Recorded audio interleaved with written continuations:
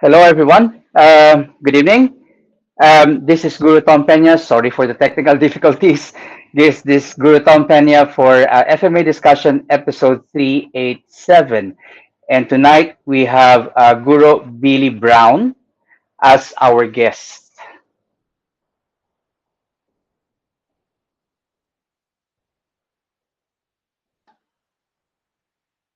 Hi, Billy. How are you doing? Hey, how are you Nice and guys? sunny out there, man. I love it. Yeah, I wanted to give you guys the Florida experience. Wow. I'm How are I'm you guys I'm doing? How are you doing? envious. We have a crappy weather for this week. We It's not cold. Is it just rainy there? It is actually it's cold and rainy, so it's damp. When does your summer start? Well, June, around June. Okay. Okay, around June and July. Not too long, but although we are already in March, supposed to be springtime, but sometimes we still do have the odd snow during April. So yeah, Snow in April? yes, yes. It, I was swimming in the ocean in December. I mean, if we are confused, all the grass, the plants, the flowers are also as confused as us. So they Wow. start blooming and then suddenly they get covered with snow. But there you go. That's Wow. England. Wow. You need to come visit me in Florida. Definitely, definitely. I need to frequent the states actually. So yeah.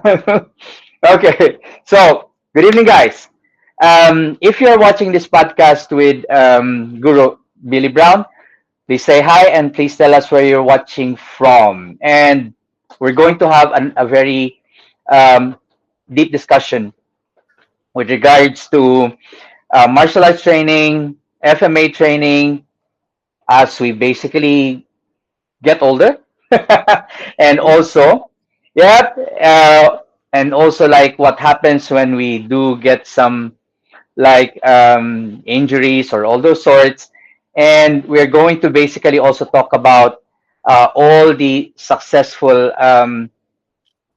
organizations and I mean, events and things that Guru Billy managed to actually start all throughout these years. Okay, so we've got Eric O'Brien. What's up from Naples, Florida?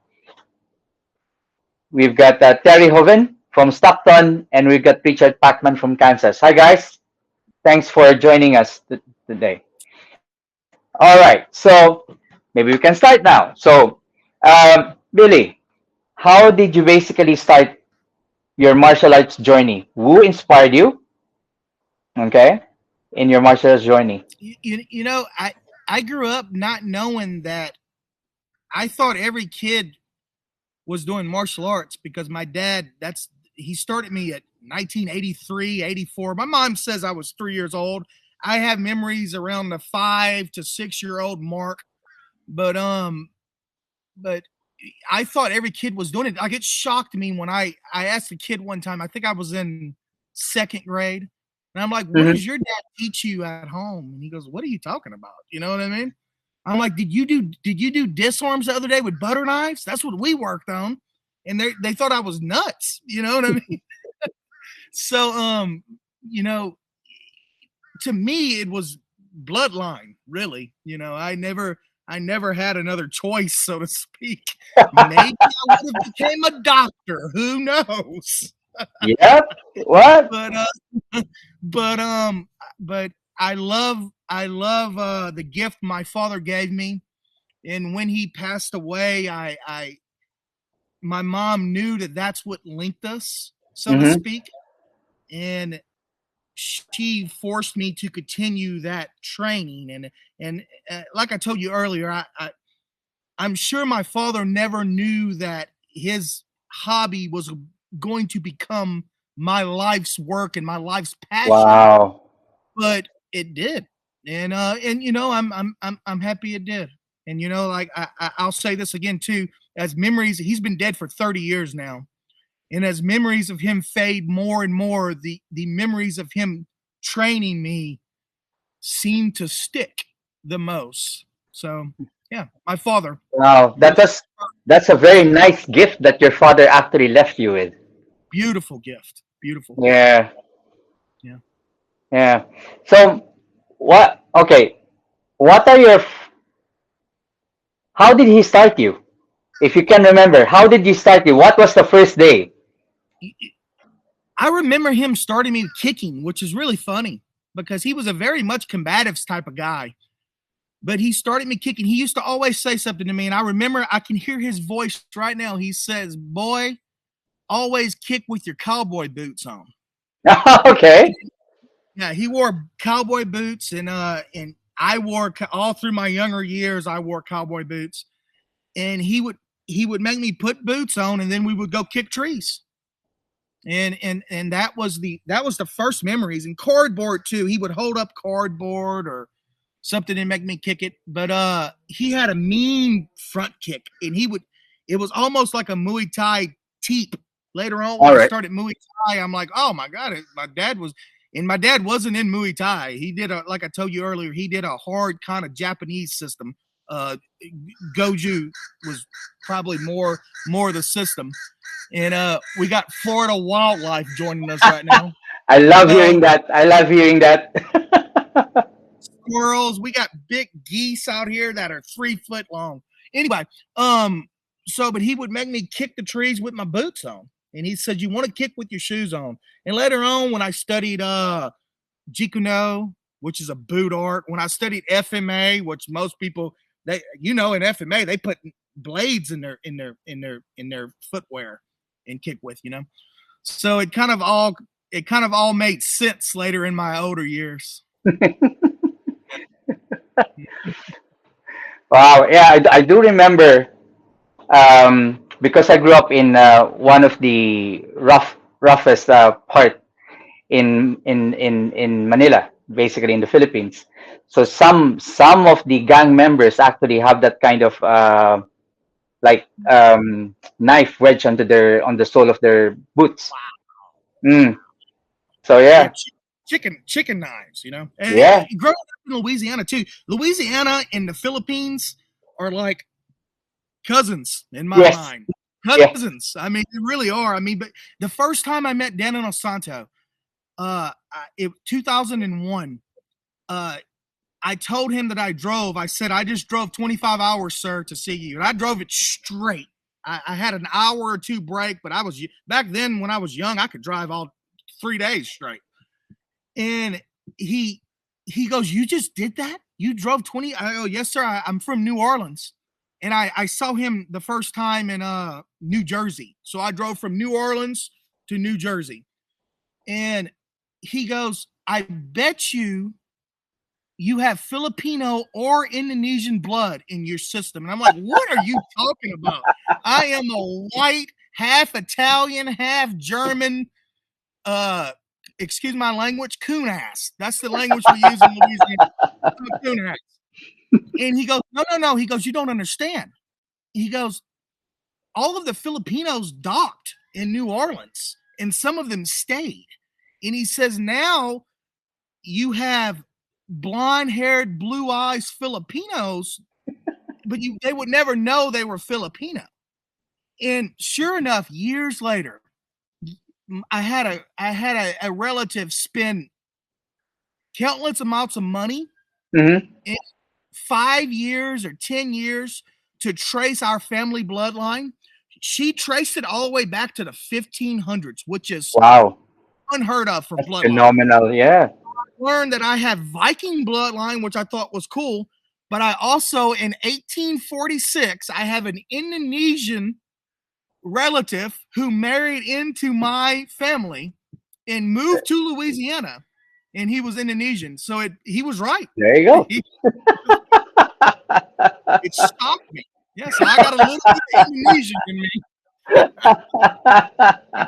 Yeah. So, Billy, so you started. Oh, your dad basically taught you Gojo Ryu, okay, to start with, Yeah. Well, and he didn't maybe put sort of like street fighting as well. No, he started me with the blade right away, which he wasn't a FMA guy per se, but he loved the blade. He carried multiple boot knives, and he trained with the blade a lot. So whenever every Sunday, my grandparents and I told them this right before they passed, but they knew they Yeah. had a very expensive suit of armor on their wall, Hmm. complete helmet, shield, Wow. two swords, and it hung on their wall as a decorative type of thing. And as soon as they would leave for church, he would wake me up and go, "Let's go sword fight." And we would take this suit of armor off. And he would take me in the front yard. And I'm talking, I'm 5, 6 years old. He put the big helmet on me that hit my head. And we would practice moves, out there. And he would teach me drills. And then butter knives. We used a lot of butter knives back then. And he would sometimes tape them with electric tape to make sure Hmm. that even though they're not sharp, they'll still hurt you. They still hurt Uh, you. yeah, he would tape them with electric tape, and we would train with that. So it was funny. He started me with blade right away, and of course it wasn't FMA or polished Yeah, like but we do today, but it was, you know, I think that's a universal language, especially for yeah, boys. yeah. To me, it was the greatest thing. I Yeah. mean, yeah, I had the most fun, man, those days. You know, Yeah.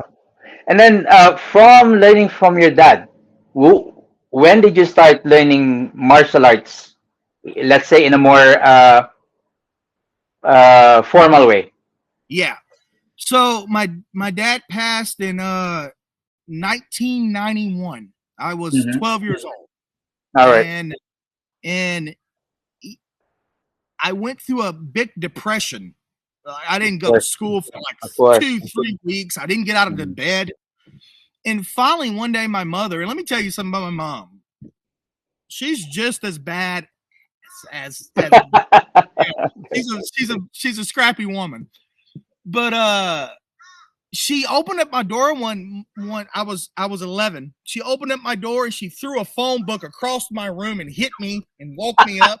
She goes, she says, "Open up the book right now." And this is 1991. She says, Yeah, "Open yeah, up the yeah, book, find a martial arts school because we got to get you out of this rut you're in." yeah.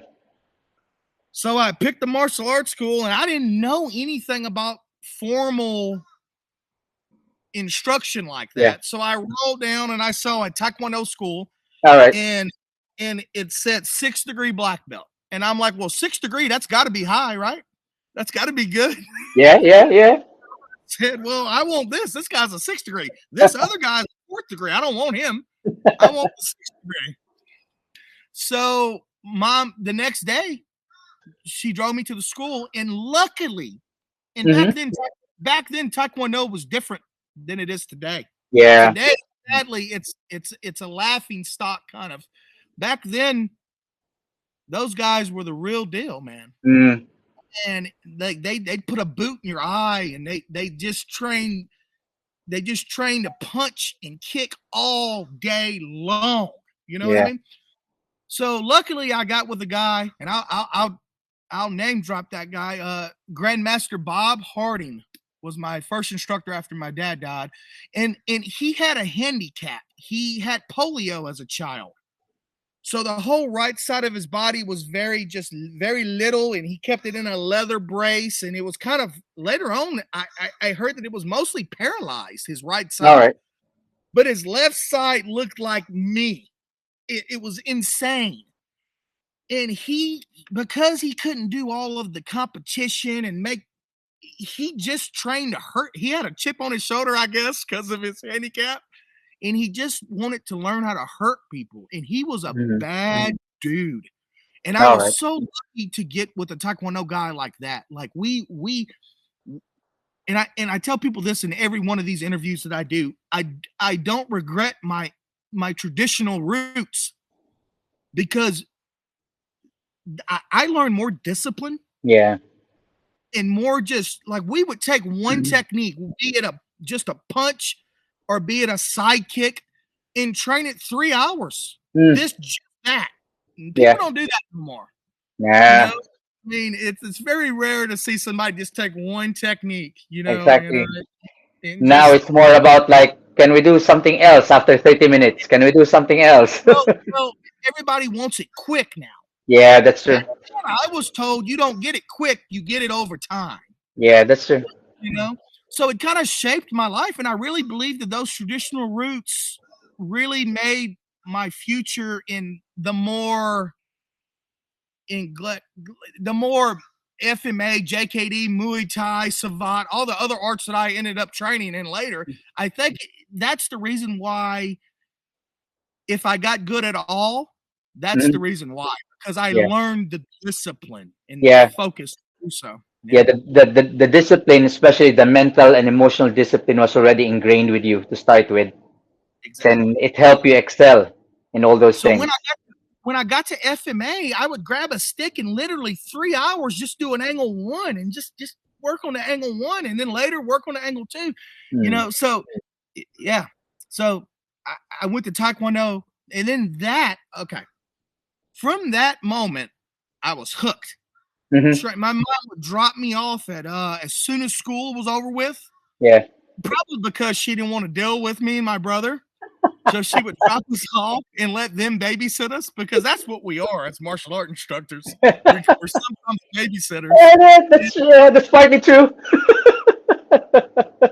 So she would drop me off and we would do the kids' classes and then sit and watch the adult classes. And then she'd come pick us up at 9 o'clock at night. So she'll drop us off at 4, come pick us up at Wow. 9, 5 days a week. It was crazy, and she loved it. She would go shopping and whatever, you know what I mean? So, um, so from there, as the years went on, I was 15 years old, Okay. and now I'm going into how I went into the FMA and other stuff. All right. So I was 15 years old, and I got in a fight on a soccer field with a 17-year-old. I'm talking about, he had a full beard like I do. I mean, he should have been out of school years ago, right?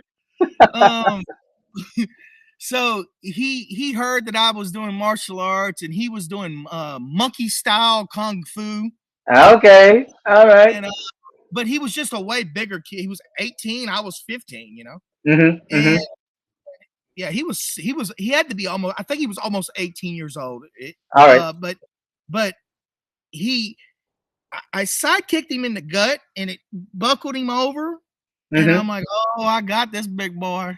He came in again, and I hit him again with the same kick, and it hurt him, but he grabbed my leg and he threw me. And Oh. I landed on my butt, and he got behind me and just punched me in the back of the head until it was broke up. Now, he didn't hurt me. You can't Yeah. hurt Yeah. that. He didn't hurt me, but he hurt my ego. Yep. He Okay. broke my pride big time. So I went in. I didn't go back to training for like a week. I'm like, what have I been doing? And you got to understand something. At this point, at 15 years old, I was literally jumping and kicking basketball rims. I was hyper athletic, fastest man on the block. But Mm-hmm. I weighed like 140 pounds. You know what I mean? All right. Okay. Yeah, I saw one guy here said Billy is as big as two Filipinos. Yeah, that's the one job. I'm Actually, two. look at my comment. Three and a half if you include me. Yeah, I'm 240 now, maybe 250.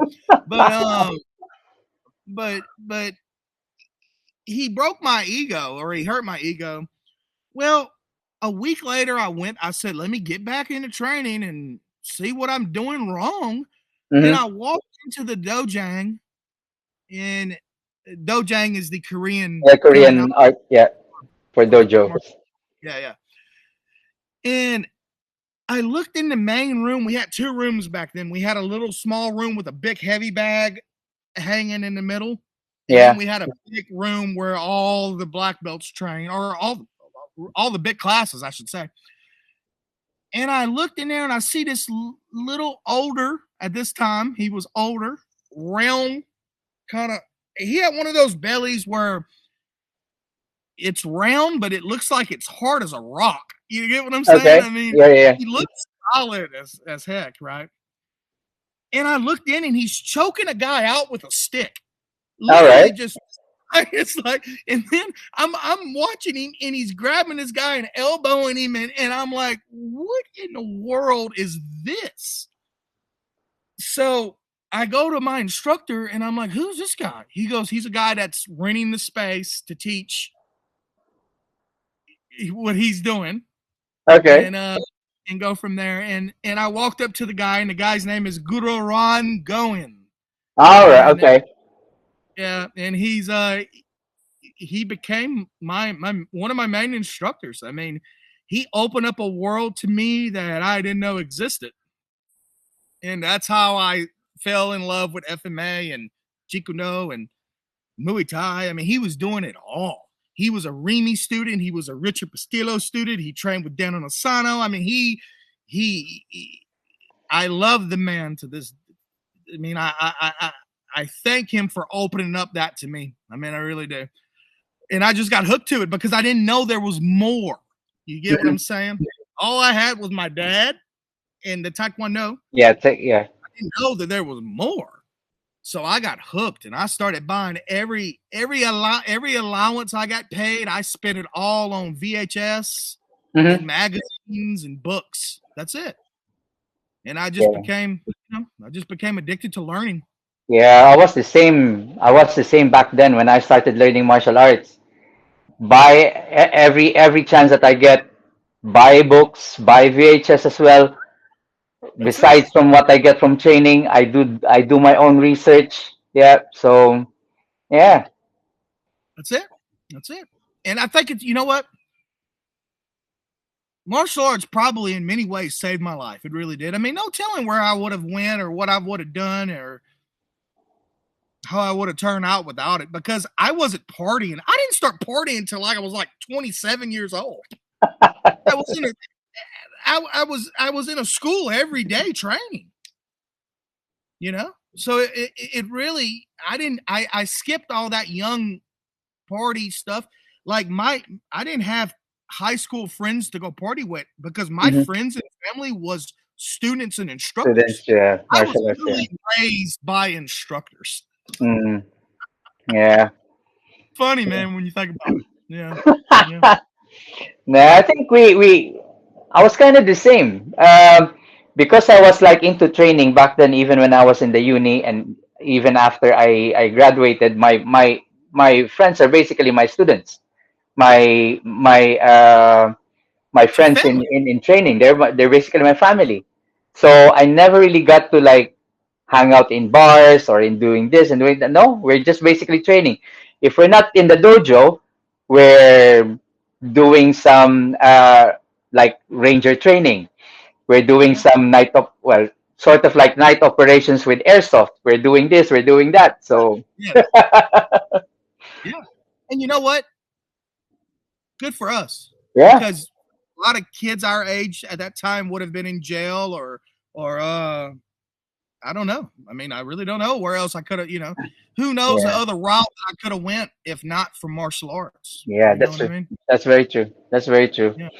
Okay, we do have some more uh, people who joined us here. So Glenn Gutierrez said, "Here's Guru Tom's upcoming interview with Prince Harry." Kunia Burnett, Tom Edison Peña is the man. Much respect to Guru Billy.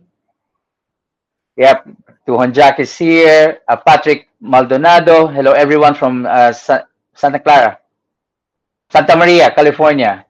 And Kurt, you get from Alaska. He commented from Tuhon Jacks. I must be a larger size Pinoy. Yeah, that's too much lumpia, sisig, and lechon, Kurt. Stick grappling, the gateway drug to FMA Fight Club. I Oh, and Richie Tessa Gumahin, Billy Brown. I trained FMA with Ryan Goins as well. Was it Ron going or Ryan? Ryan. Because my is Ron. All right. RON. Are they related? I'm not sure. I don't know a Ryan going. All right. Okay. It And could be a misspelling though. I mean, that's yeah, Ron probably going. yeah. Yeah. And Dean He's a Franco is in the house.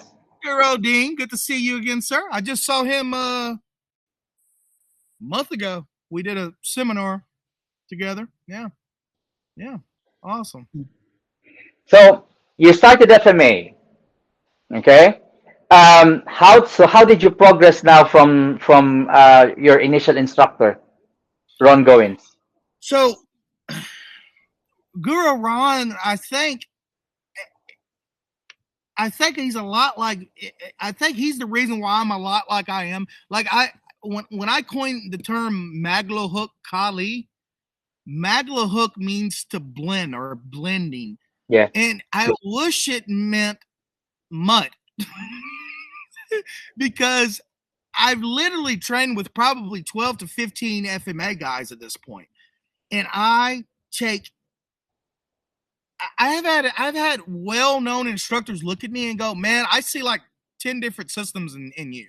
Like, how did you, I'm really kind of a mutt." And I think in a lot of ways, Guru Ran was a lot or is a lot like me because he had a lot of different influences also. yeah. So he pushed me a lot of different ways. Like Hmm. I wanted to learn about Remy. I wanted to learn about Guru Dan. I wanted to learn about Paul Vunok. I wanted to learn about all these different guys that were Yeah. doing it. And I wanted to get their influences so that I could just blend mine together, so to speak. So what I did when I started training with Guru Ran was what I do when I start training any new art. Back then it was VHS and books. Yeah. Okay. Now you just put in YouTube and you learn, you know what I mean? But back then it was VHS and books. So what I did was my mom gave me my allowance Hmm. and I had Black Belt magazine and I Yeah. was flipping through and I saw this page, full length page of Guru Dan Asano in traditional Filipino jacket with two knives in reverse grip doing this. And it was his you remember his old turtle press? Oh yeah. You remember that? Yes. His Yes. press six, I think it was 6 videos. Hmm. I saw the 6 videos, and each one was like back then, I think $39. And I could only afford one. My mom wasn't paying very well. And so I went through it and I saw one video that said long and short. And I'm like, oh, now keep in mind, I'm very uneducated at this point. I've learned like the 5 angles, and we've done inside deflection, and Yeah. we've done hit the hand. But other than that, I'm very uneducated at this point. And I said, well, and this was like video number 4, I think, the long and short. And I'm like, well, I'm going to learn long and short. That's got to be good, right? So I ordered that video from I don't know if it was from Turtle Press or Century. I don't remember exactly where I ordered it from, but I get it in and it's pretty high level. It's pretty advanced. I didn't know that. I didn't know it was really Olisi Daga or a Spotted Daga. I didn't know that's what it was. It said long Hmm. and short. Yeah. Yeah. So that's funny to this day. When I do seminars, people request me to teach. People, let me move the sunshine. Let me people request me to teach stick and dagger because that was the first real thing I learned. I did it backwards. All You're right. not supposed to start with stick and dagger, but I didn't know any better, so I did, and I learned that tape. I'm a very visual learner. Hmm. One of my main instructors, Grandmaster Brad Whitlow, uh, he he's a genius in my opinion, but he developed something called VAC, the VAC system: Okay. visual, visual, Oh, auditory, kinesthetic, yes. and that's the 3 ways people learn. Yep. Okay. Yep. I have always been a visual. I could see it and do it. It's a gift. Mm. And my instructors get pissed at me because of it sometimes because they show me something once and then a week later I'm like, look what I did with what you showed me. And they're like, oh my God, you know? So, so yeah. So I mastered that video. I could duplicate Guru Dan as much as a 15, 14-year-old kid can. Okay. I can at least make it look half decent. But Yeah. to the rest of the world, I was doing something that was. I brought that into a Taekwondo school where nobody saw that. Come on, the owner of the school, because my first instructor sold the school to a guy. That's a whole nother story. Uh, and he would go in there and yell at me. He goes, don't be teaching my students all this other stuff, because then they're going to want to only train with you. You know what I mean? Yeah, yeah, So yeah. for them, it was a go. Like, to them, I was ahead of the curve at 14, 15 years old. I was, and really, truthfully, I probably was in that area. You Hmm. know what I mean? Ahead of the Yeah. curve. And then I was adding kicks to it because of so I had fun. So that's how I got my introduction to Guru Dan Asano, and then I just fell in love with that guy. Just fell in love with him. Yeah. And then when did you actually first meet him? 2001. 2001, I drove from New Orleans to yeah. That's when I was 22 years old, and Hmm. uh, and I finally did. I went to Guru Rick Tucci school. I trained with Rick too. You know Rick Tucci, Yeah. exceptional martial artist, and that's the first time. Yeah, yeah. Sadly, I haven't got to see him in a while, COVID and everything else. But hopefully that will check when he goes back to Atlanta. Like, Atlanta's not too far from Florida. He'll Hmm. go to, you're familiar with Francis Fong? Yeah, I've heard of him. Yes. Yeah. Amazing martial artist. Uh, One of the best Wing Chun guys I've probably ever seen. And when Guru Dan goes back there, I'll hopefully get to see him again. But he influenced me because this is why.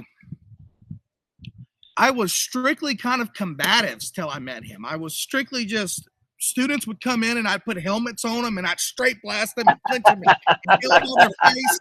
And I was wondering why I wasn't keeping students, because I was beating the hell out of them on a daily basis, because that's how I wanted to Hmm. train. I had a few solid ones, and Yeah. I still talk to some of those guys 2 decades later. And Guru Dan taught me the beauty of it. Hmm. You don't always have to fight. He taught me the That's true. beauty of the martial arts, and that That's changed true. everything. You That's know, true. and I uh, mean, and I I think that mean, yeah, Guru go Dan ahead. is really like brilliant with all these things. He's He's really he's a source of inspiration for quite a lot of instructors. for sure. And in my mind, and I'm writing a book right now that's almost done. And I say this in the book. I've learned to fight from other people. I didn't learn to fight from Guru Dan. What I learned from Guru Dan is how to teach and be humble, or try Yeah. to be humble. And as Yeah. I get older, I hope that I'm becoming more and more humble. Um, but the beauty of doing more than one thing, but letting all that you do Hmm. influence maybe one thing sometimes. Because listen, if you do FMA, but let's say you do FMA with a Muay Thai mentality, it changes the FMA. You It do does. FMA with no mentality, it changes the FMA. So I like how I call it consistency across borders. I enjoy that with the martial arts. Consistency across borders. Yeah. And it's also, I think, one of the things that he managed to keep within his system is to be able to have that kind of like you can teach the systems, the different ones separately, but you can also at one point blend them together. And he's quite really good at guiding people and teachers to do that. And listen, all good systems will blend, and they do Mm. have similarities. I've Yeah. had I've had FMA guys teach me something, and then a month later I have a CLOT guy teach me the exact same thing, and the FMA guy says this is Filipino martial arts, and the CLOT guy this is Indonesian martial arts. So I think that all good systems will blend well. Yeah. I mean, if you look at it really, a lot of the movements are universal. Just nuances depending on how you express it, depending on the context, depending on your depending on your frame. depending on your temperament, but it's pretty much universal. I agree. Yeah, yeah. And not just that too. If you look at it from a tactical point of view, Hmm. and a lot of guys here that are watching or will watch know that I spent 2 decades within violence. Um, Not every art will have all of the combative answers to the questions you're going to be asked at that moment. Mm, So I think it's that's good true. to have a blend of options to pull from, so to speak. Mm, mm, You know what yeah, I mean? yeah. Unfortunately, I can't just pull out my blade and just slash the hell out of everybody that you get in That's conflict true. with, right? Exactly. That's And true. but Yeah. I can use the articulation or the angulation or the mindset that comes from that. Yeah. Very true. Yeah. Very true. Yeah. Uh, we've got Morgan Garrett here saying, "Hi there, guys. Hi, Guru Billy. Love watching your videos." Awesome. And Kurt said, true growths come from a variety of experiences and removing the ego. Congrats That's for true. for finding yours. That's very true, Kurt. Uh, Morgan, did he just swig a Jack D bottle? he must referring he must referring to what you were drinking earlier on. Oh yeah, look, low sugar. Sorry to disappoint you, Morgan. It may or may not have a little bit of vodka in it. Okay. Well, at least it's not in the label, so you're fine. Vic Lashley, I love those drinks. And also Guru Billy, how are you? I'm doing great. Good to see you, sir. Glad you're here. Oh, okay. So you fell in love with FMA. You trained sometime with Guru Dan, and you were also ranked under Guru Dan. Were you? Besides No, no, I'm being not ranked. ranked under Guru Dan. I'm ranked under Guru Rongoen and under Oh, are you? Guru Hakeem, Okay. who is a he's Oh, a genius oh also. I yeah, mean, yeah. Hawk uh, is genius. yeah, Yeah. yeah. He is probably, and it's so funny because Guru Ron Goins is a lot like Hawk, and Guru is a high level under Hawk also, and Guru Ron Goin. They're so analytical. They're not like me when I teach, man. I teach with a ferocity and a sometimes I over teach and sometimes and I know I do that because I just want to get it out so I can put more stuff in. Yeah. But That's, but but they're so analytical, those guys. They're so smart. They mhm. Everything has a name and everything has a way to do it and a reason why we do it that way. And I really look up to guys like that. I mean, that are like I'm very different than Guru Dan, for example. Like I have that combative blood just running through me, man. That must be that Uh, Viking bloodline we were talking exactly. I about. was about to say that. And I that mean, Indonesian blood as well. I do, man. I mean, I sometimes I need to slow it down, and sometimes I need to be more you know analytical like those guys. So I really look up to them for that. I really do. And I'm still Mhm. learning. I've been teaching professionally since 2004 or Mhm. 1994. I'm sorry, not 2004. I opened up my first school in 1997. So um so but I'm still learning how to be that good teacher that has I want all the elements. I want to teach people to fight and defend themselves, but I Mhm. also want to teach people to be teachers, Yeah. Yeah. you know? Yeah. Yeah.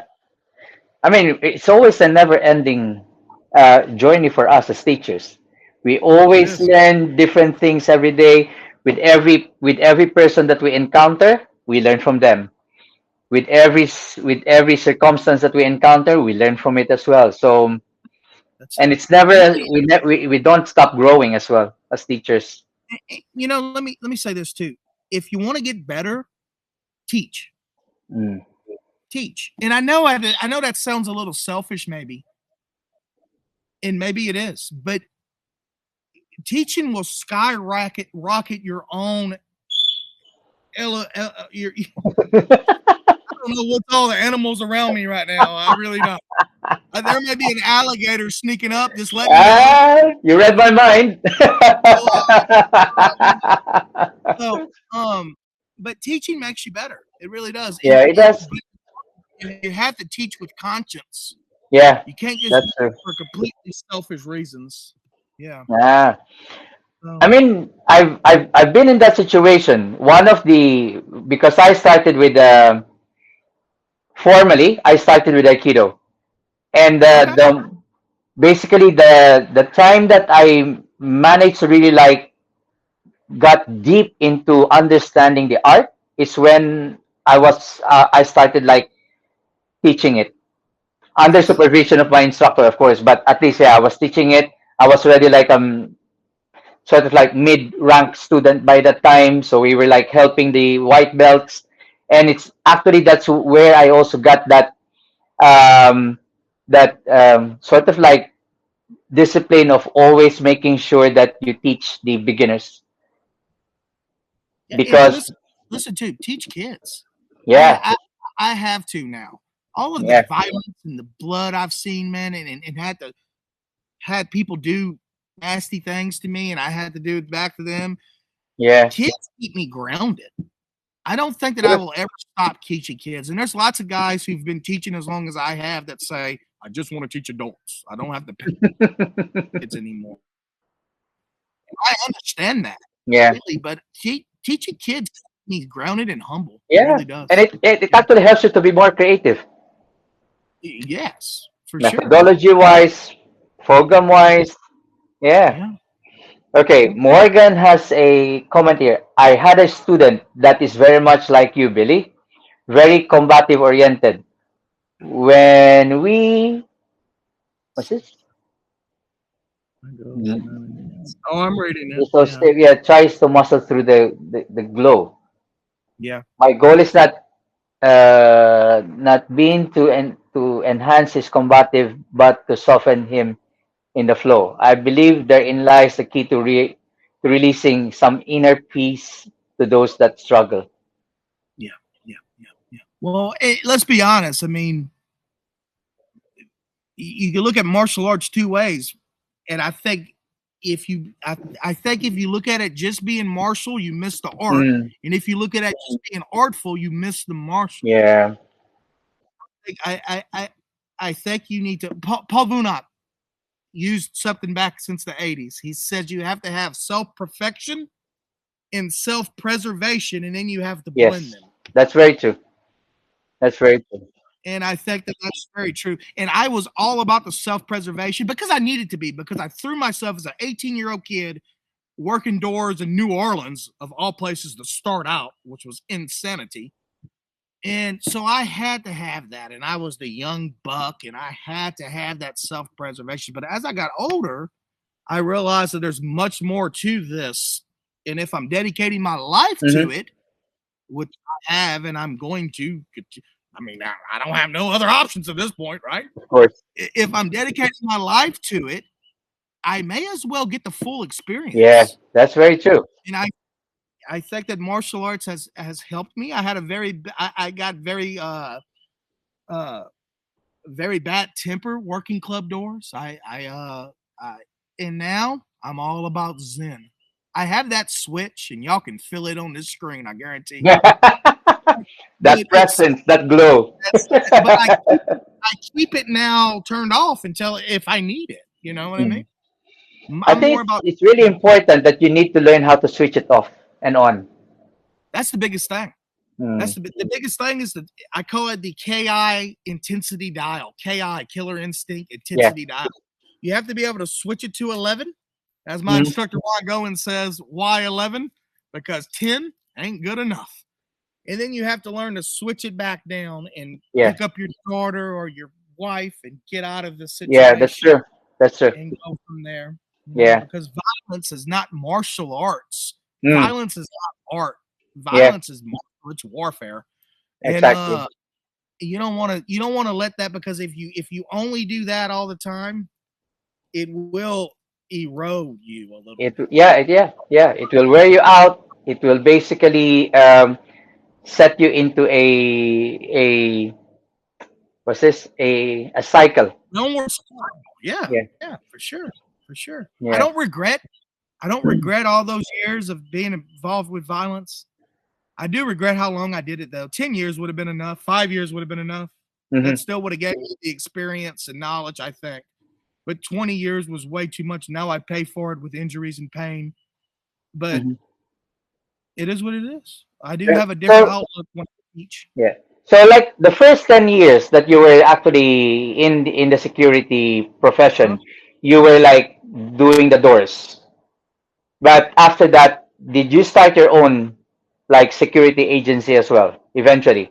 Uh, well, yeah, Defend USA started that, and what I did was I took I, every spot that I worked, Mm-hmm.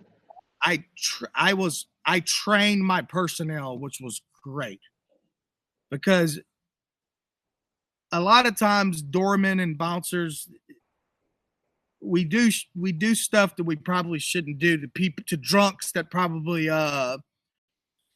should have just said, "Hey, come back tomorrow. I'll buy you a beer," type of thing, instead of headbutting him and throwing him on his head. Right?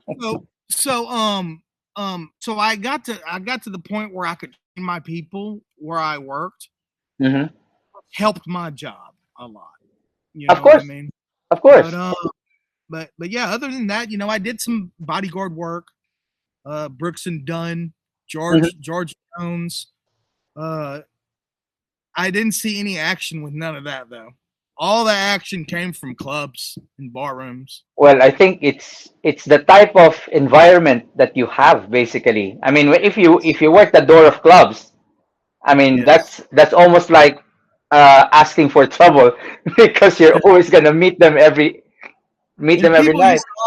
people used to always say like, "You're so big, nobody messes with you." No, I was a bullseye. I was a target for everyone. Everyone wanted to test. And then when To I got test the you. reputation that I got, which was probably not good to have, when I got that reputation, I was every night fighting because people wanted to knock out the legendary bouncer. Ah, I see. So, yeah, yeah, there Well, was it's that. like putting a bullseye behind on your back then. Yep, Target. yep, yep. You're right. Okay, we do have some reactions here, comments. Vic said, I only teach the kids classes at my gym. I also teach a small group of FBI and Also, ex-police and actors. Oh, that's good. At least you got a nice a group, concentrated group there. as If you men and concentrate, as men and as martial artists, I think we need it both. We do. I think yeah, you do need kids. I really do. And I know a lot of instructors that are great yeah. martial artists and can definitely fight that refuse to teach kids. Refuse to. One of my main instructors, Grandmaster Brad Willow, he does not enjoy teaching kids, even though he's very good at it. But he doesn't have the patience. Hmm. I think the kids give you Yeah, patience. that's true. That's true. Okay, so Vic as well. If you concentrate on the finger, you miss all the heavenly glory. That's nice way of putting it. Uh, I you like have. Morgan's comment. Who's being cast as Billy Brown in Roadhouse? You guys do know you know that who is Jake Gyllenhaal. Gyllenhaal, is that how you say it? And Conor McGregor's in the new Roadhouse. Have you heard of this? Yeah, You yeah. heard? I don't know how I feel about that. I mean, we'll see. We'll see. Okay, you have to train. Yeah, you have to in order to survive in society. I think that's the switching off part. Yes. Uh, and then Kurt said, "Violence is not art." Beautifully put. Vic again, you can lose yourself in all the violence and chaos. Yeah, actually, that's true. And it's gonna hurt you mentally and emotionally if that happens. Men need struggle and adversity. It brings peace to the chaos of our life. Yeah, it makes you feel alive as well, Crit. All those things. Okay, Gotta so find you gotta find a way to balance everything, man. that's true. You gotta find a way to balance it all. Yeah. That's true. That's true. And at the Okay. same time, as we get older, let me say this too. As we get older, the mindset changes. Every Hmm. decade, the mindset changes. And I It think that's does. probably how it's supposed to be, you Yeah. know?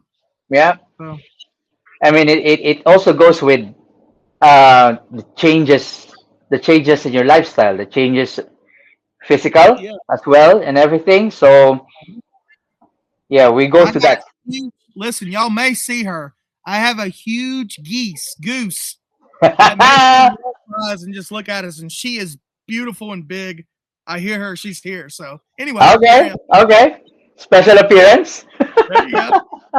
Yeah. Okay. So um, all throughout the years from 1999, you basically founded a Yeah. few things. Okay, so in 1999 you founded the Progressive Martial Arts Training System. So can you talk Training us system. through basically the vision, the goal, the inspiration?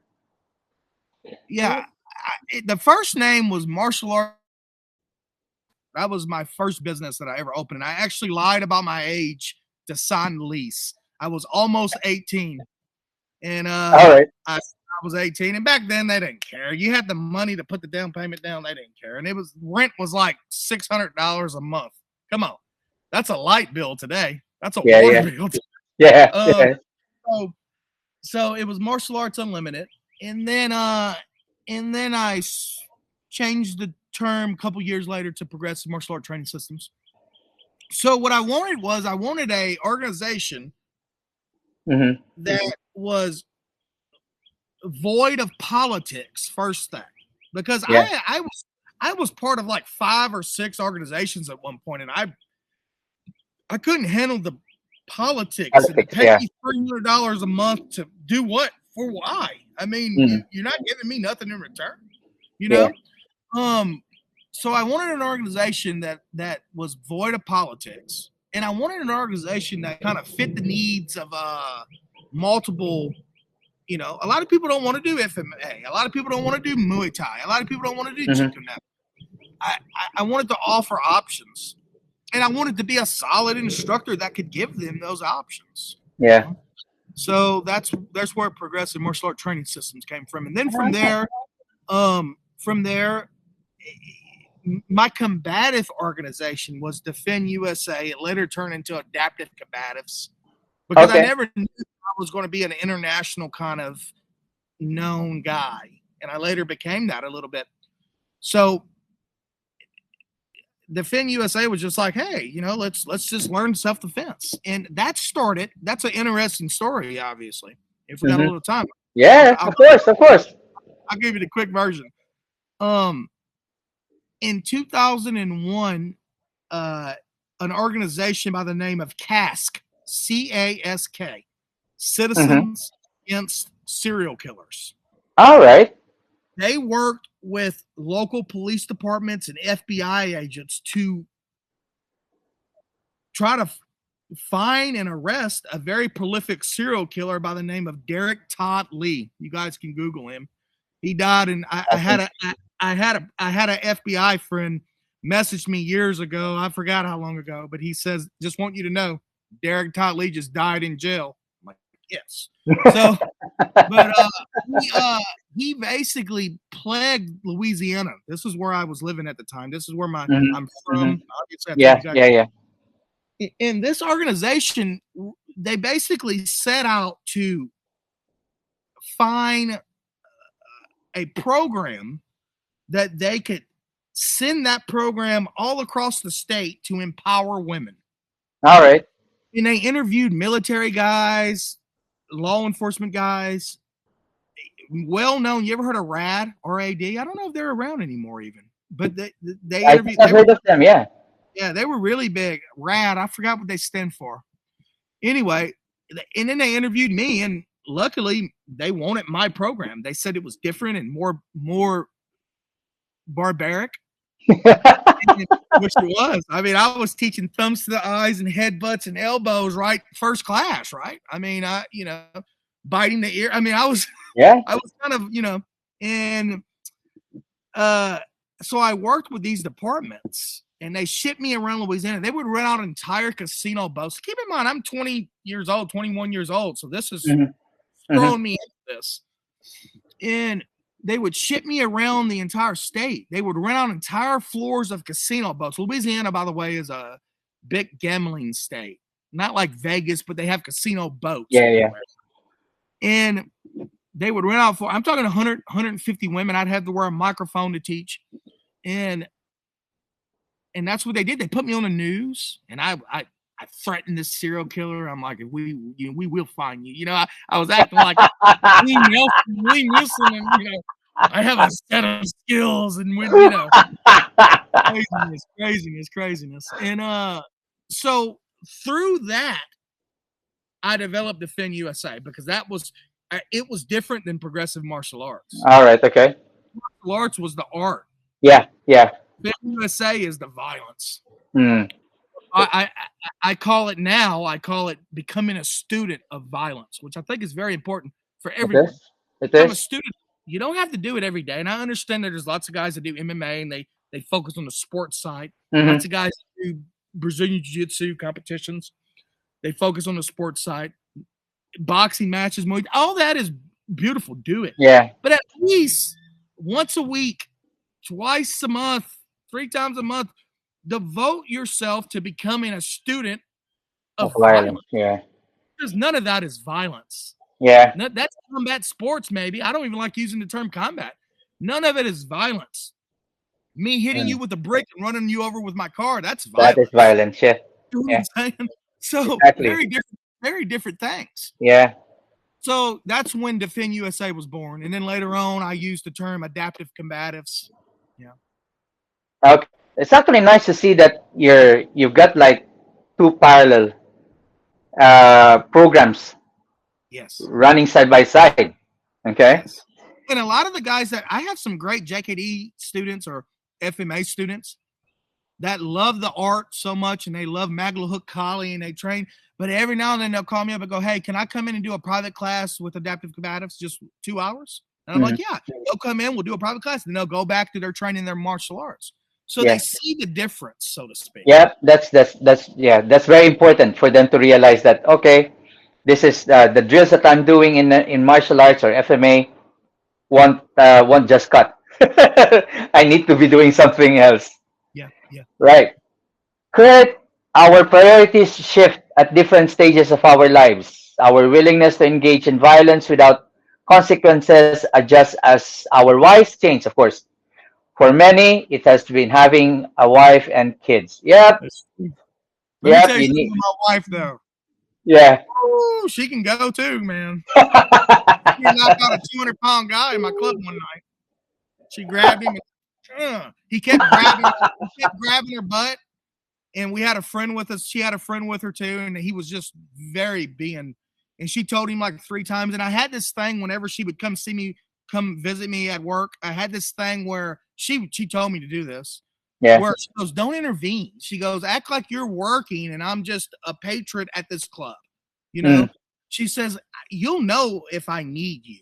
She goes, yeah. "But let me handle." And this guy kept on, and I was like, "Oh, I wanted to strangle the shit out of him, right?" And she's like, "No." And she let him grab her 3 times, and finally she looked at him. She hit him with an elbow, knocked him out. Then my boys threw him out back. Yeah, Wasn't that a beauty to watch them? it made me proud. It made me proud. That's my babe. That's my wife over there. Right. Vic. Oh, you've got an invitation. I want you, Guru Billy, to I'd come love to to. Jersey for my next Harambe gathering. I'd love to, Vic. I'm gonna be in Chicago in April at the end. So just message me, Vic, and we'll talk and see if it's possible. If not, next year though. Yep. And Morgan Garrett, I saw the face of violence firsthand walking through the regional Denny riots in '92. There is Oh not a wow. single martial art that would have saved me during that No, violence. One thing no. worked. And Yeah, that's the run. difference. That's why I separated the two organizations because martial art, Mm-hmm. the art is in there. Mm. Like I said, I mean, it's and that's why That's why it can help us as human beings. But violence, To different. that can only save us as human beings. It won't Yeah. help improve us. It will Yeah. save us as human Yeah. beings. So That's very true. when you become accustomed to it, and that's why I got it. Let me tell you this too, and this is in my book that's coming out. And when you experience violence as much as I did, you never want it to become easy to you.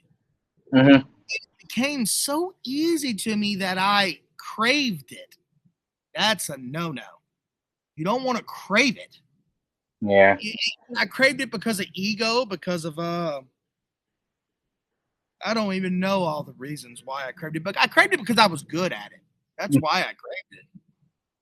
But then it hit me that it erode you from the inside out like an old It does. battery. Yeah. You know. It will eventually. So when you're young though, you don't see that kind of stuff. Yeah. You know. You feel it basically just just one morning you wake up and you're gonna feel all the erosion, the emotional and the mental stress from all those things, from Yeah. the violence. So the Oh, book, book. Glenn, Okay, yeah, go the ahead. book, the book is called "When the Street Lights Come On," and it should be out download version this June, July. Is it? I'll try to do a hard cover or soft cover by December or by winter time. But download Oh, that's version, I'm brilliant. finishing it up right now. Yeah, Is it'll it? be. Would it be available by Amazon? I don't know if I'm putting the download version on Amazon. I got enough Okay. followers, I think, that I could get it to them. But yeah, when the book, the actual physical book comes out, oh yeah, it's gonna be everywhere. Okay. Now it's just yeah, it said the reason, like for example, the hard copy, it makes it easier through Amazon because otherwise, if I, for example, if I buy it from you, definitely I'm going to pay more for the shipping rather than the. So yeah, but yeah, okay, I'll be looking forward to that book coming out. Yeah, yeah. I'll send you a copy for sure. Thank you very much. Thank you. Thank you. Right. So you've got the progressive martial arts training system and you've got the Defend USA Adaptive Combatives.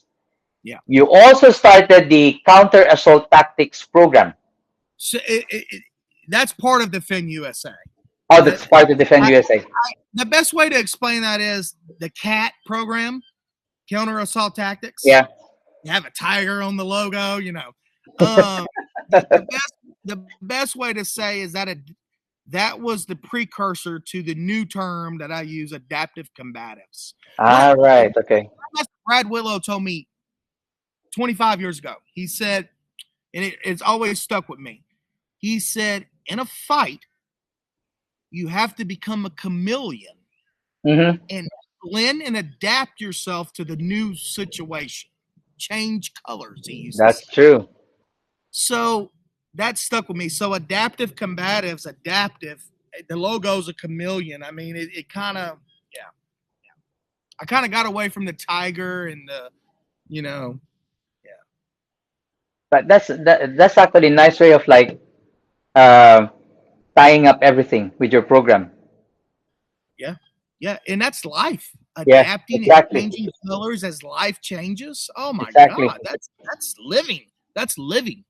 My grandfather used to always tell me. My grandfather was he's the man that raised me. My father died when I was 11, 12, and then my grandfather and grandmother pretty much raised me. Um, but he told me something. By the way, my grandfather was a sniper in the famed Second Weapons Division in World War II. Wow. Oh, he and I spent 35 years, which he died at 93 years old. So Mm-hmm. I got lucky to a T with that guy. And he saw more violence and killed more people than we can count, right? And but he told me one time I asked him as he was getting older, he must have been in his 80s, early 80s. I said, Paul, are you and I'm an adult at this time.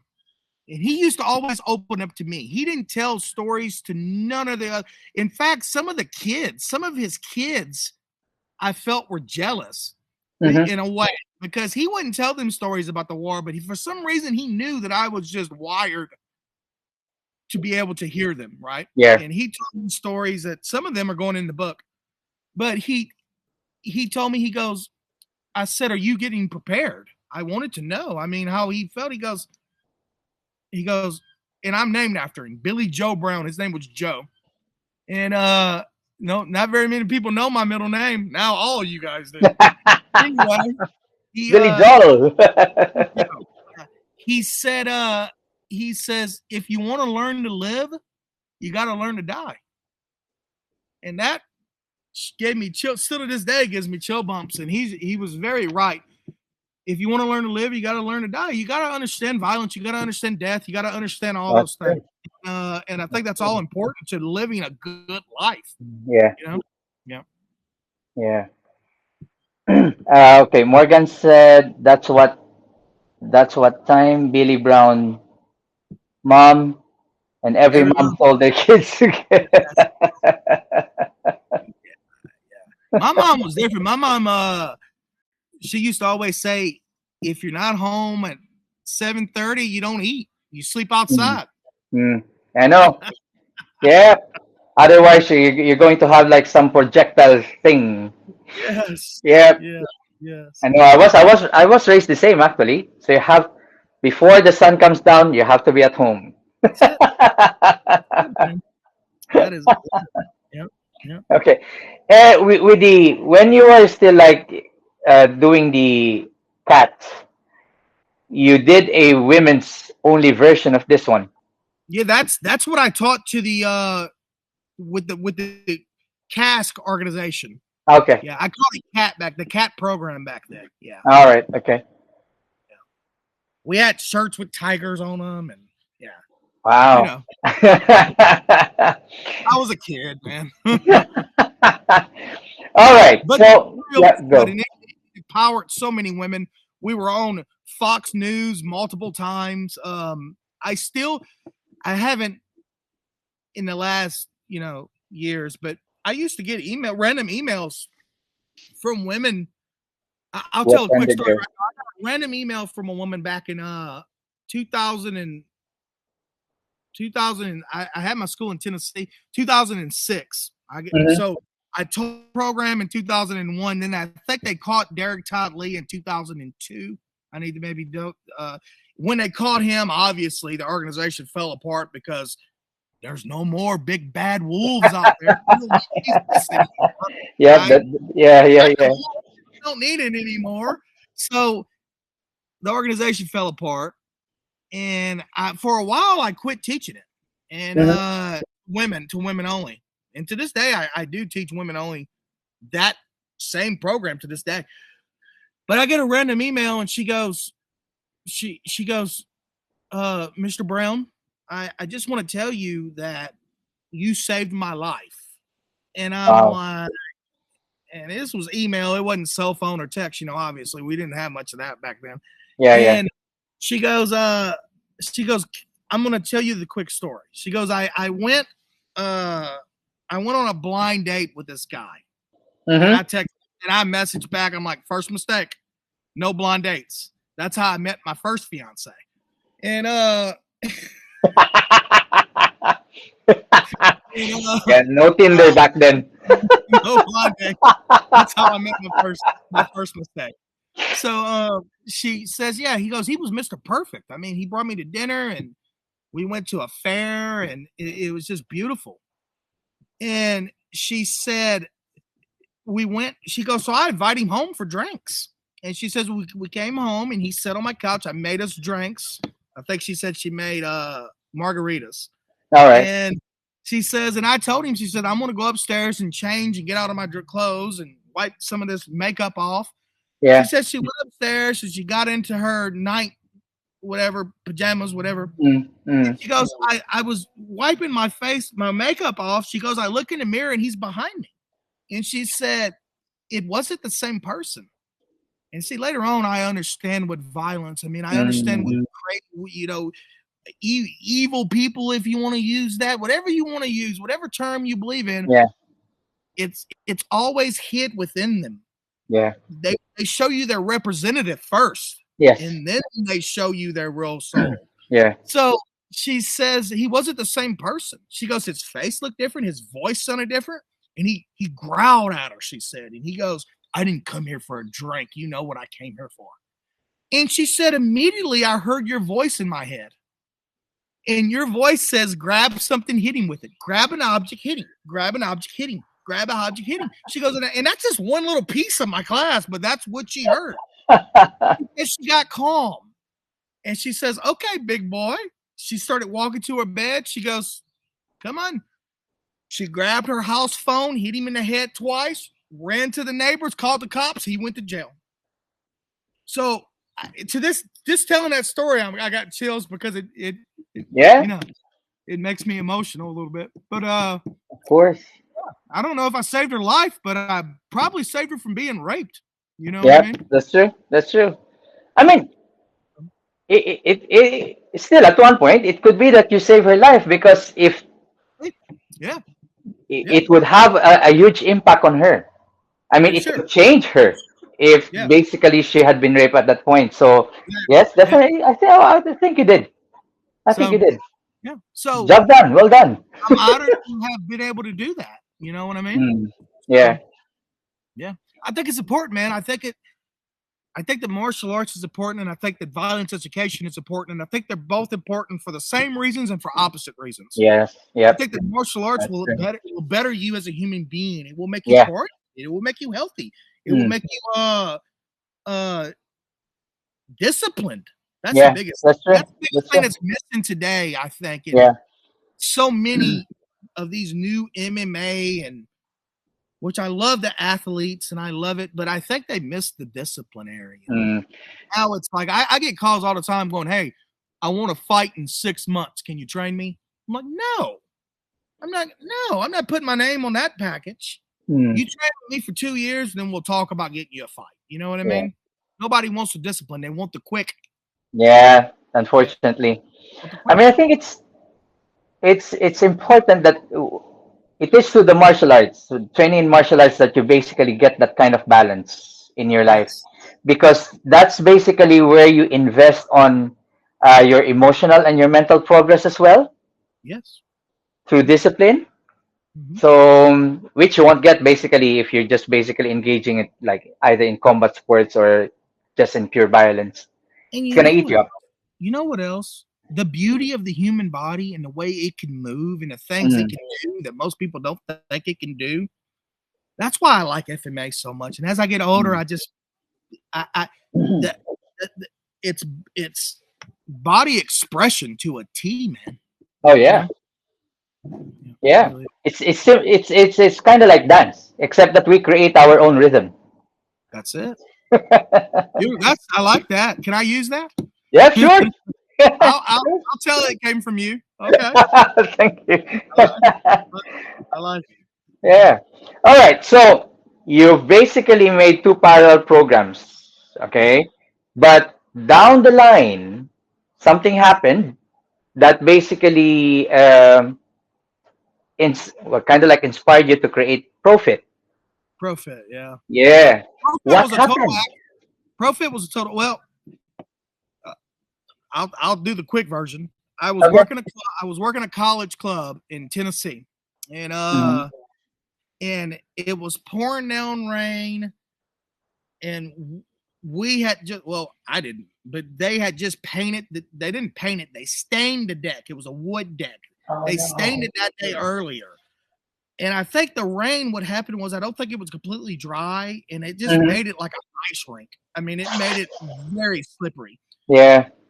Rain was coming in, and we had a downpour that night. And as the night was coming to an end, Hmm. we had a guy rip a bottle out of a girl's mouth and chip her two front teeth. Actually, they were All right. yeah. And I did one of my normal things. I grabbed him and just elbowed him in the face and deleted him. I didn't see him the rest of the night. But when I Hmm. did that, my right foot slipped, and in a freak accident, I blew my rectus femoris, my quad. I just blew it. It rolled 7 inches off. Wow. and I fell to one knee. That knee just went limp. I couldn't extend it. I mean, Okay. nothing worked. It was disconnected. And I was in the most pain I've ever felt in my life. And his friends, he had three friends with him, three or four, I don't know. It's becoming hazy at this point, but at Hmm. least three. They didn't know that. They thought I screwed up, and they're like, we're going to get this badass bouncer. We're going to jump on him. They just started raining punches down on me. The girl that they ripped the bottle out, she fell too. Everybody was falling. All She right. fell, and one guy kneeled on her to choke me. Good thing he didn't know what he was doing. He just wrapped his arm. He didn't know a rear Yeah, naked yeah, choke. yeah, yeah, yeah, yeah. He just wrapped his arm around me. He was trying to choke me. So I basically put my hand in his grip so that he wouldn't sink it in. And I was defending, Yeah. six punches coming at me. And unfortunately, that was the first time I had to use my knife to end it. And I did.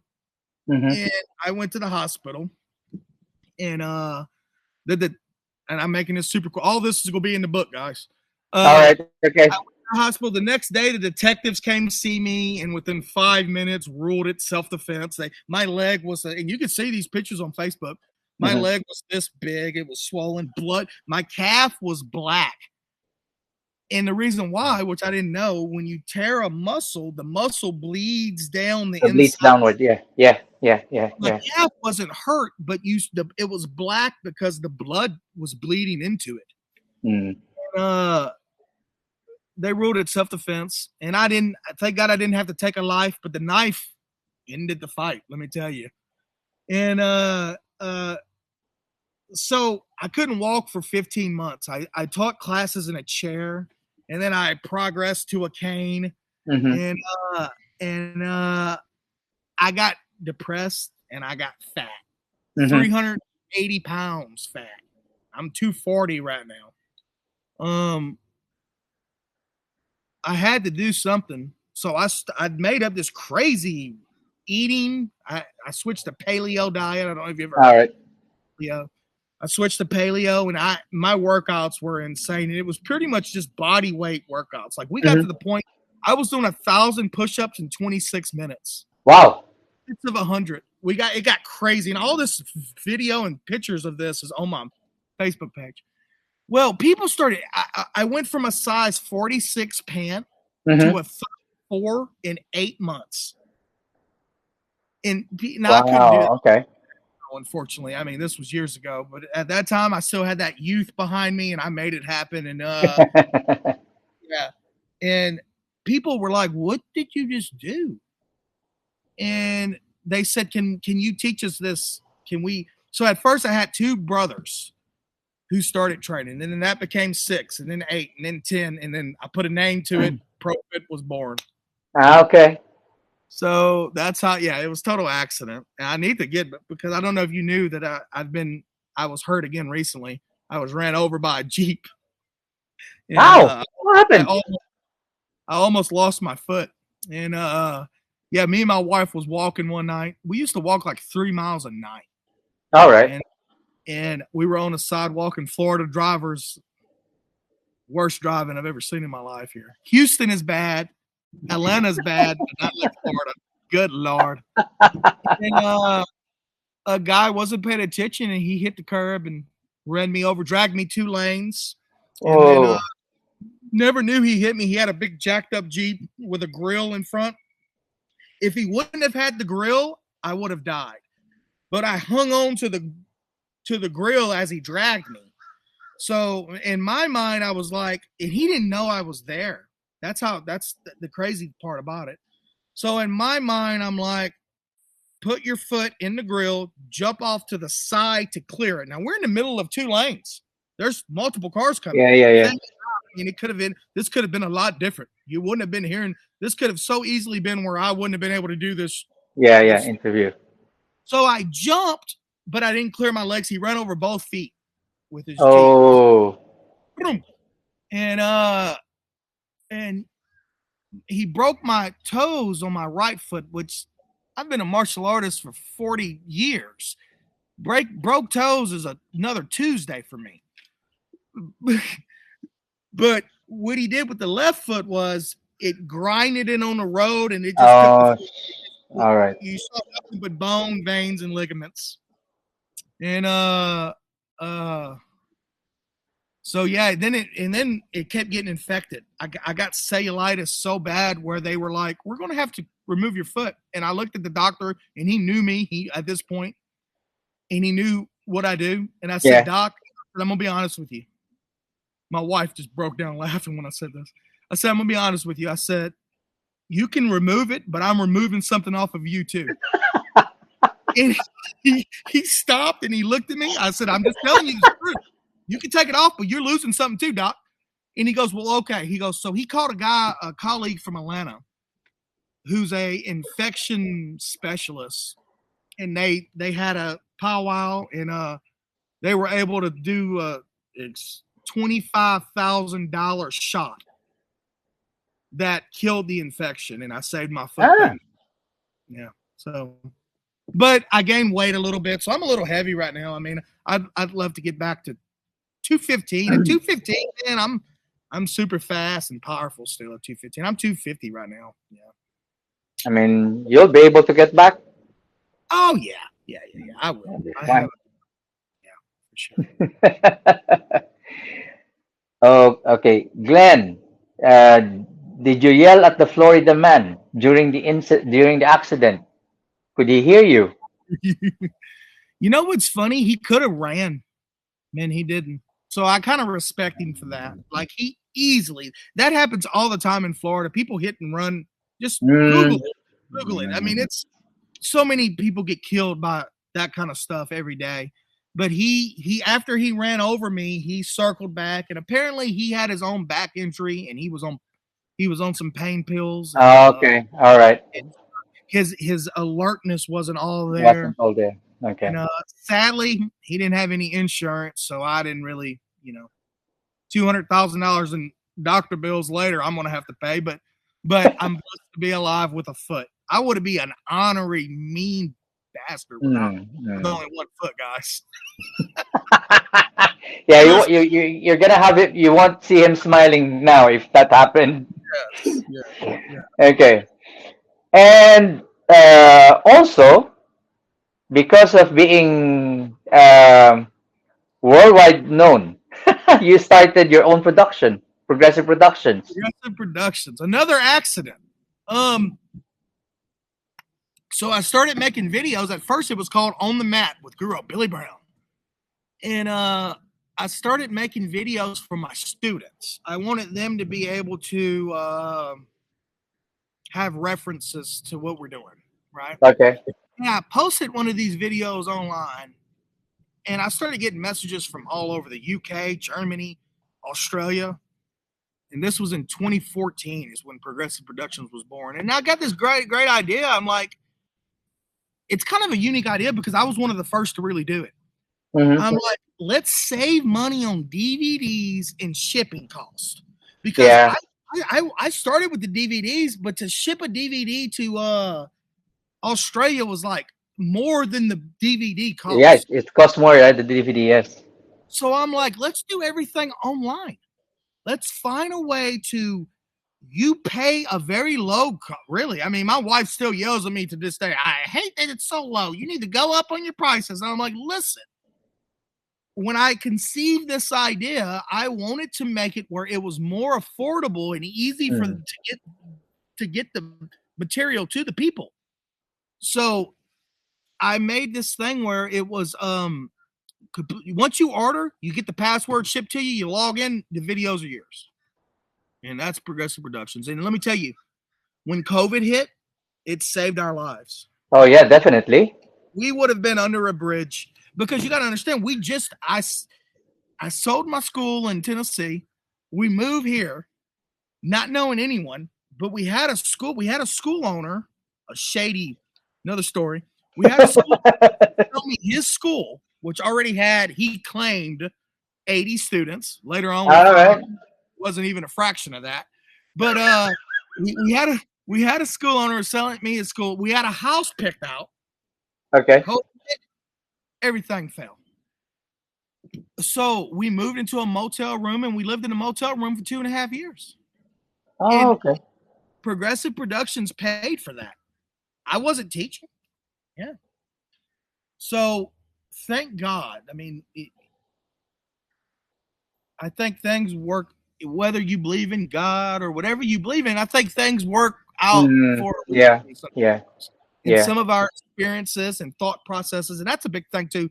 If you have a thought or a idea, put it into motion, see what happens. If it fails, it fails. Think of yeah. another one. And I did that. I put it in motion, and now we've sold thousands of copies. And every day, I just sold 3 videos today. I mean, it's just it's been a blessing. Yeah. Mm. And if they If you want basically to, sorry, if they want basically to check the videos online, yeah, so you have an online a website. yeah. Go to www.proactionvideos.com. And you can see the trailer. By the way, I'm redoing the website right now. So if you go there in a week, it may be a different looking website, but same concept. Uh, you basically see the trailer, watch the trailer of the videos you want, and then click buy now. As soon as you do, I get a notification. I send you the password to view your videos. Simple, simple. And I have combatives. I have martial arts. My FMA program is 10 hours long. It took us 9 months to film. Wow. It's called the Maglahook Collie video series. And I covered strictly no fluff, just pure combative building, warrior building material. You'll love it. Yep. It's sold. It's a bestseller. Maglahook Collie. Mm-hmm. But we got lots of stuff there. Check it out. Yeah. And if they basically want to check your classes, where do they go? At www.empower, E-M, empowerusa.net. Yeah. All right. So guys, I do a if you lot of want to classes. check out, I'm really doing a lot of seminars lately. I never wanted to turn into the seminar guy. My instructor, one of my main instructors, Grandmaster Brad Willow, he seminars a lot. I mean, he really does. And I never thought that I would enjoy that as much as I have been. But Florida, we have such a huge, lovely Filipino martial art community here that welcome me with open arms. I mm, mean, it's sad you don't see that in other arts. Like Jikuno, you would never see that in Jikuno, you know? But the FMA community here, so, and through that, I got hooked up with a lot of great people. And now I have already, it's the beginning of the year, in my opinion, and I got 4 or 5 seminars already set up. I'm gonna be in Chicago. We got another wow. one in Florida. We got one in possibly Colorado. I mean, so yeah. So I do a lot of seminars, and if you're interested in having me down at your school, guys, I would just tell me where to go and what to teach. You'll have a great time. So what's the future in store besides the releasing of your book? You know, I'm. I'd love to. Part of me would love to have a commercial school again. And right now I do a lot of private classes and I love the outdoors and I love training on the beach and in front of the pond. And I have a couple little gyms that I rent space from to teach in. Hmm. Part of me would love to have my own commercial box again, but part of me doesn't think it's necessary anymore. So I'm not sure. Hmm. What I do know is I'll teach till the day I die. And it's the only thing that keeps me kind of, progressing and moving forward, really. That and my wife and my family, So Yeah. um so I have 3 books that have been in the making and I just haven't had time. So this injury and stuff is giving me more time to finish some of these. So definitely, I think I want to do more books. I'm enjoying learning that process. That's hard, man. Hmm. It's hard to learn how to be a writer. God, I I didn't know. think it would be that hard. I mean, it's very yeah, it's very intimidating, and I don't get intimidated very easily. So yeah, so and other than that, the videos at Progressive Productions. I mean, we got so many projects in the making. Yeah. I'm working on a Jikano video series right now. We got volume 1 out. I think I'm gonna put 4 or 5 more volumes in that. I want to do a Maglahook Collie Unhinged. Unhinged is Ah, okay. part two. So like we have Fight Stoppers 1 and then Fight Stoppers Unhinged, right? We have a lot of projects with that coming up, and filming too is very challenging Oh, because it is. It it's is. got to be just by doing this Yeah, how we had it is. technical difficulties. And then I'm a perfectionist, and we'll be Mm. filming in an airplane, and I'll be like, oh, this I know. there'll be a guy with a loud car because I don't have like a soundproof studio, right? Yeah, yeah, Uh, so yeah, just stay, just keep a lookout on that. But listen, teaching is my teaching's my passion. So I'll always be doing that. So let me know yeah, if you guys connect. We'll have fun. yeah. I did some videos during the lockdown. I Oh, was like, to be able to come up like with a 10-minute one, you yep. need to have at least more than 3 hours of filming it, and then Yes. editing it is another thing because I'm basically using my phone to do that. I was like, oh man. Do you have a Mac? A iMac? Yeah, I do have a Mac, and You yeah, got I to do have use one. Final Cut Pro. All right. That's the best thing, man. It simplifies your life. Yeah, but the thing is, I use my phone basically to film. So Well, yeah. People always message me and go, "Do you have like a $4,000 camera?" And I used to. I had all these things, but I ran into problems, rendering issues and yeah, that's true. conversion issues. I kept running in. So listen, I made my own rig. I wish I had it out here for you guys. I put that holds the phone, and then you can film it. I made a little middle ground that makes you do sky view. I mean, you get creative with it. So yeah, I use my phone, man. These phones these days are extraordinary. Of course, Okay. yeah, that's true. That's true. That's true. Um, so use your phone and get Final Cut Pro and send the material to the or put in a SIM card or not a SIM card, where the data is, and then Yeah. put it in Final Cut. Final Cut will simplify your life. It really Oh, will. really? Okay. You'll still I'm going to check that. Yeah. you'll still hate it. Like my wife always says, "Why don't we hire someone to do this?" I'm like, "Because they're not going to do it the way I want it done." That's the So I thing. Yes. don't. So yeah. Yeah. And I do remember when I started just filming it without any teleprompter and everything. I do end up like either over explaining things or it's like or going out of tangent. I was like, okay, I need to make a script. Yeah, all the challenges, but it was fun doing that. Yeah, you learn a lot. You learn Yeah, patience. yeah, that's true. That's true. Kurt said InShot Pro is a great app as well. Okay, thanks for the tip, Kurt. Heard that, yeah, Yeah. awesome. So, guys, have we got any question for Billy? Okay. I do love. Maybe they're gonna ask, but I do love your final words here in your website. Um, I'm going to read it, so I Okay. want to share it actually with the group. We must always strive to be never ending improvement in every area of our lives and in everything that we set out to accomplish. Always keep always keeping a critical eye on ourselves, always giving thanks to God for each new day. I love Yeah, that. yeah. Thank you. Yeah, that's important, man. We don't keep critical eyes on ourselves anymore. We really don't. I mean, as a Mm. world, we don't care anymore. We put it online and we argue with people online about stuff that doesn't matter. And we you got to stay critical of yourself. That's true. That's very But when true. you talk about martial arts, though, That's very true. you need to be your own. Let me tell you this: in the end, when you train as long as we have, you don't really have instructors anymore per se because you should become the creative being Yeah. because creativity is what drives the modern day martial artists. You should be critical of that. Yeah. You should strive for growth in that way. And then these instructors that you may, luckily, like all my guys are getting old, man. They are. My main instructor always kidding me. I saw a picture of him today. He looked like Santa Claus, all white hair, and I'm like, oh God, I've been with him for 30 years, right? I saw him when he was red hair and angry and kicking my butt every day, right? And he's almost, he'll be 70 in just a couple of years. And I'm just like, wow.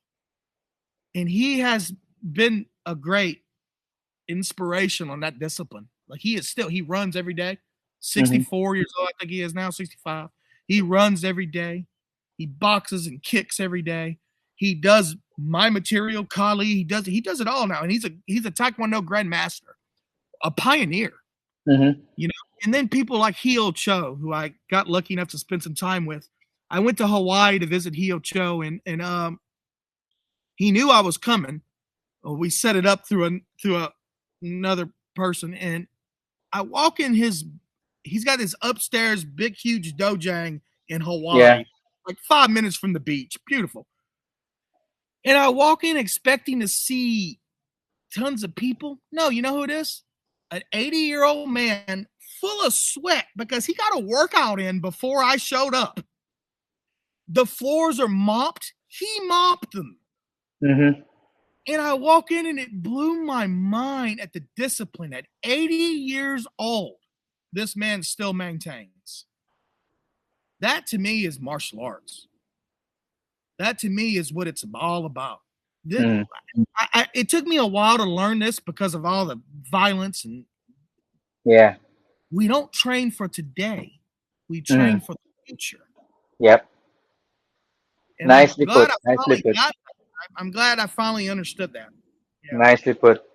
Yeah. Okay, I've got Clive Turner here. Love from Hastings, England. Thank you for sharing and inspiring us all. Kurt asked the question, what makes you happy, Guru? Training, teaching. Teaching makes me happy. My wife makes me happy. Um, we hope to start a family soon. That the thought of that makes me happy. But Wow.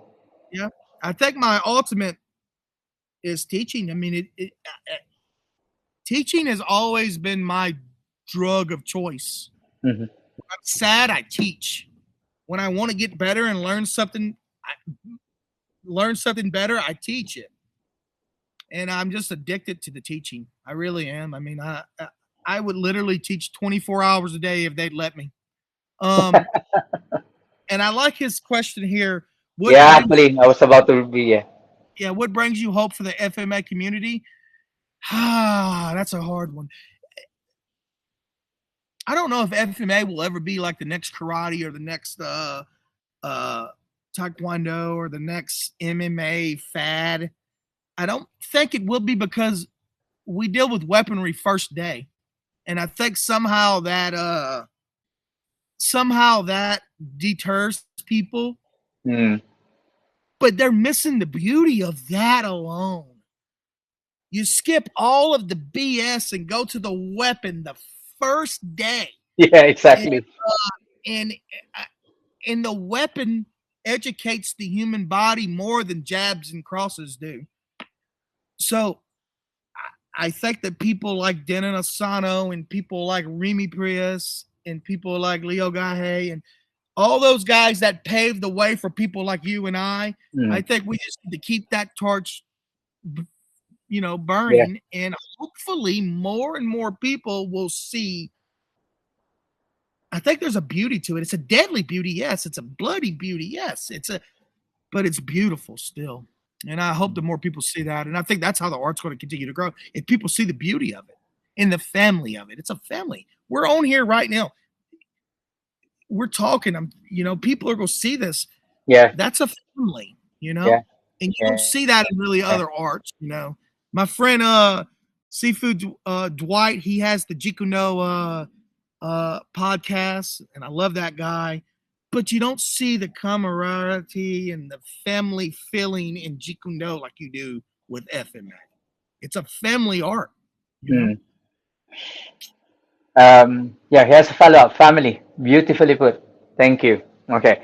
Well, I think I'm gonna piggyback on that question by Kurt now.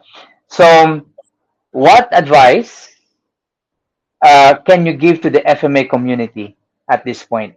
You might have already said some of it earlier on, but Yeah. The ones that are already training FMA or the new people? either you can address both.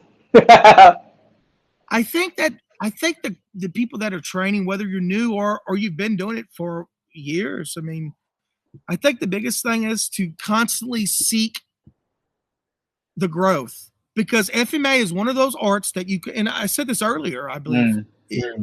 I constantly learn and grow from this Yeah. because there's so many different outlooks and ways to do things. They FMA has made the body almost superhuman. What I mean by that is, growing up, if let's say you grow up in Taekwondo like I did, you think that there's a way to throw a jab and a cross and a round kick. You see all that, and you're like, I got it. But with FMA, the sky's the limit, and the limit is the sky. You Yeah. know what I mean? So I think that it constantly grows, and I think that if us as instructors stay creative and stay innovative, Yeah. and really, I think want to create. That's the biggest thing. That's where a lot of instructors quit doing. They don't create. They follow the institutionalized dogma that their instructor taught them, and that's what they do Mm. forever. And that may not be bad either. Do you think?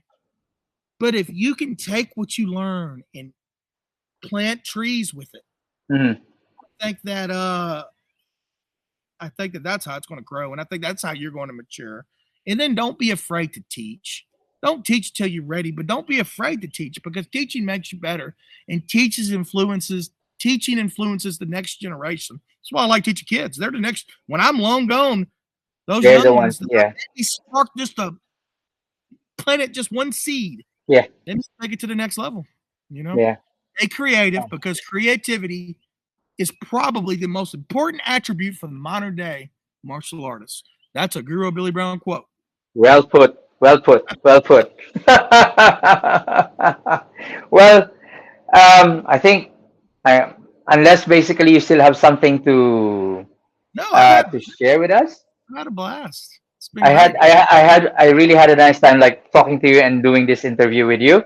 And I do hope that our listeners and watchers also had a blast spending the time in this Yeah, podcast. please check out my videos. I mean, I have a lot of material there, guys. Message me. I'll gladly, if you saw this podcast, I'll throw in a free one if you order one. So you get, There you go. I'll go for all you guys.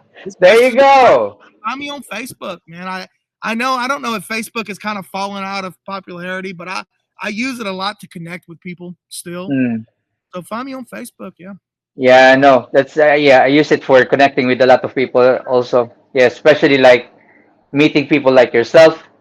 Yeah, I mean, I didn't actually think that. I mean, 5 years ago that I'll be doing this podcast. Well, you did great. You did great. Yeah, Forward to chatting with you more. And man, next time of you come to course, Florida, you need to let me know. definitely, definitely. Get Oh, some training. Kurt is asking, what is your IG Instagram tag?